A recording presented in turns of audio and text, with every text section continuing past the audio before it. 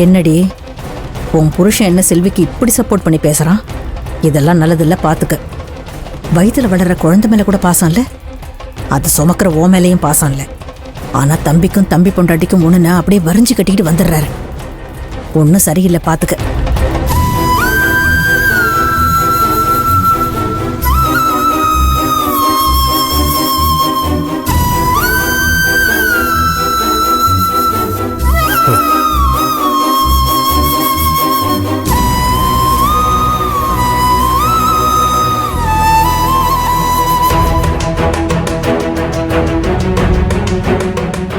மா வந்தாச்சு. செல்வி, என்னம்மா நீ சொல்லாம கொள்ளாம எங்க போயிட்ட? கொஞ்ச நேரத்துல நாங்க எல்லாரும் பதறி போயிட்டோம். இல்லத்த, அது வந்து அம்மா, இனிமே இந்த மாதிரிலாம் எதுவும் பண்ணாதம்மா. முதல்ல நடந்த விஷயத்துக்கு உங்க எல்லார்கிட்டயும் நான் மன்னிப்பு கேட்டுக்கிறேன். என்ன மன்னிச்சிருங்க.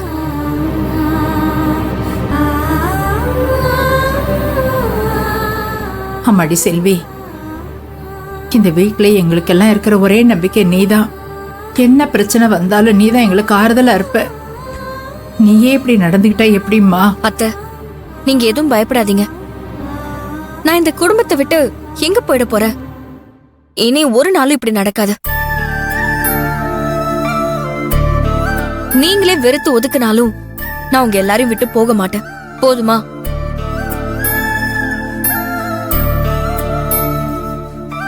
இந்த ஒரு வார்த்தை போதும்மா.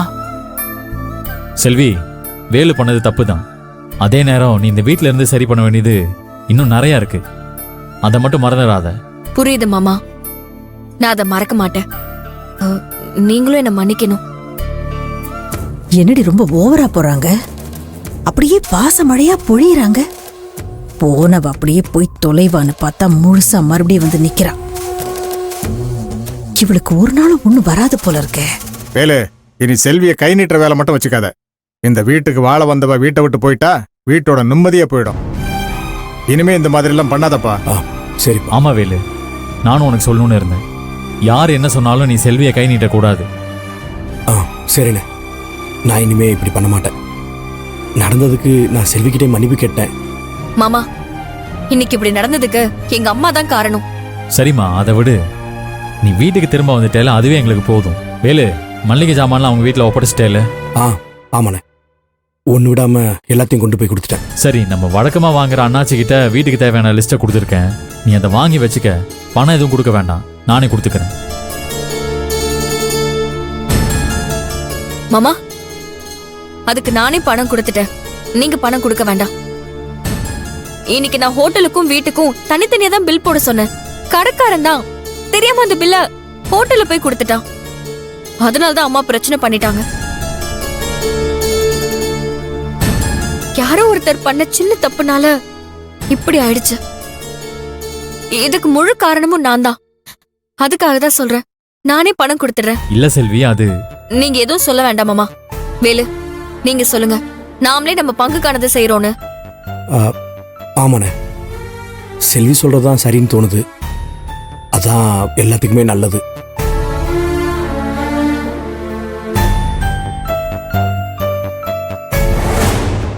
நல்ல வேளடி, அந்த செல்வியே காசை கொடுக்கறேன்னு சொல்லிட்டா. இல்லனா உன் புருஷனுக்கு தான் தேவையில்லாத செலவு. ஆனாலும் உன் புருஷனுக்கு உனக்கு எதுவும் வாங்கி கொடுக்க மனசு வராது போல இருக்கு. ஆனா வீட்டுக்கு நான் மட்டும் அள்ளி அள்ளி கொடுத்துருவார். பார்த்து பக்குவமா இருந்துக்க, இல்லைன்னா அவ்வளவுதான். மா, இங்க நடக்கிற எல்லாத்தையும் பார்த்துட்டு தாமா இருக்கேன். பட்ன பொண்டாட்டி நான் இருக்கும்போதே அவளை ரொம்ப புகழ்ந்துட்டு இருக்காரு. இருக்கட்டும், இதுக்கு நான் ஒரு முடிவு கட்டுறேன். சரி வேலு, அதுதான் உங்க விருப்பம்னா அதே செய்யுங்க. சரி சரி செல்வி, நீ போய் குளிச்சுட்டு வந்து சாமி ரூம்ல வந்து விளக்கேத்து. சரிங்க அத்தை.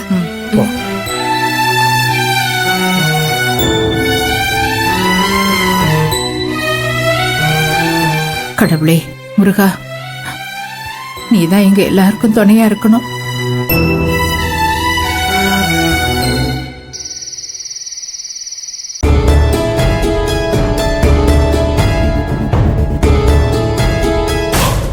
என்ன இவரு ஏதோ யோசிச்சுட்டு இருக்காரு?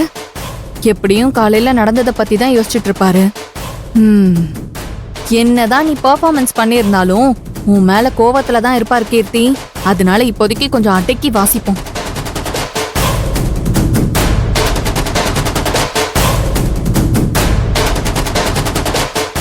ஏங்க,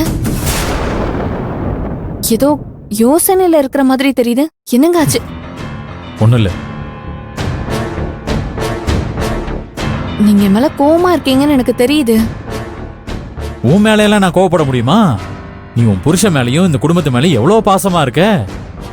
உன் மேல கோவப்பட்டா அந்த கடவுளுக்கே அடுக்காது. ஏங்க இப்படி பேசுறீங்க? இதுக்கு முன்னாடி செஞ்ச தப்புக்கெல்லாம் இப்ப என்ன பழி வாங்குறீங்களே. ஆனா ஒண்ணு மட்டும் நான் சொல்றேங்க, காலையில நடந்த பிரச்சனைக்கும் எனக்கும் எந்த சம்பந்தமும் இல்லைங்க. நீங்க என்ன நம்பலனாலும் இதான் நிஜம். எங்க அம்மா செஞ்ச தப்புக்கு நான் என்னங்க பண்ண முடியும்? அது சரி. உங்க அம்மா செஞ்ச தப்புக்கு நீ எதுவும் பண்ண முடியாதுதான். நீ உண்மையிலே நல்ல எண்ணத்தோட தான் அதெல்லாம் பண்ணிட்டு இருக்கேன்னு நான் நம்புறேன். போதுமா? நீ எடுத்துட்டு வந்த பாலை அங்க வச்சுட்டு போ, நான் குடிச்சுக்கிறேன்.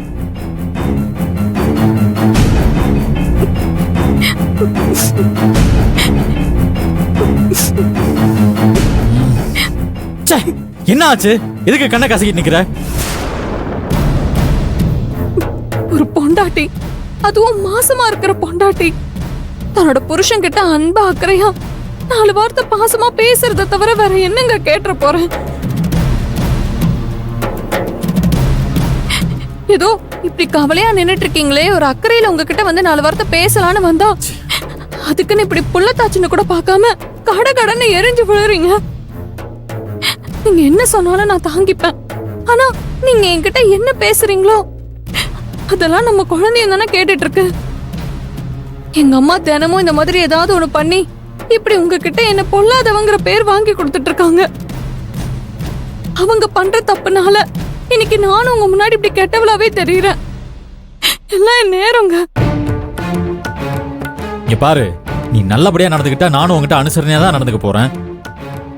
எனக்கு ஒன்றும் தேவையில்லாம உன் மேல கோவத்தை காட்டணும்னு அவசியம் எல்லாம் கிடையாது. அது மட்டும் இல்ல, உங்க அம்மா பண்ற காரியத்துக்கு நீ துணை போலேனாலும் அதுக்கு நீ தானே பொறுப்பு. அவங்கள கண்டிச்சு குடும்பத்தில் இருக்கிறவங்க கிட்ட இப்படிதான் நடந்துக்கணும்னு நீ தானே சொல்லி தரணும்.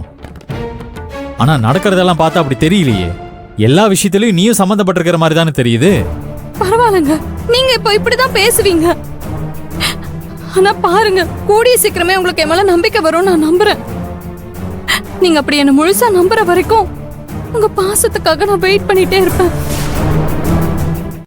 இன்னைக்கு என் தம்பிய அந்த செல்வியோட அம்மா இவ்வளவு அவமானப்படுத்தினதுக்கு மூல காரணமே உங்க அம்மா பண்ண விஷயம்தான். முதல்லயே அம்மாவும் அப்பாவும் சமைச்சு சாப்பிடும் போது பேசாம சும்மா இருந்திருந்தாங்கன்னா இந்த பிரச்சனை வளர்ந்து இவ்வளவு பெருசா இருக்குமா?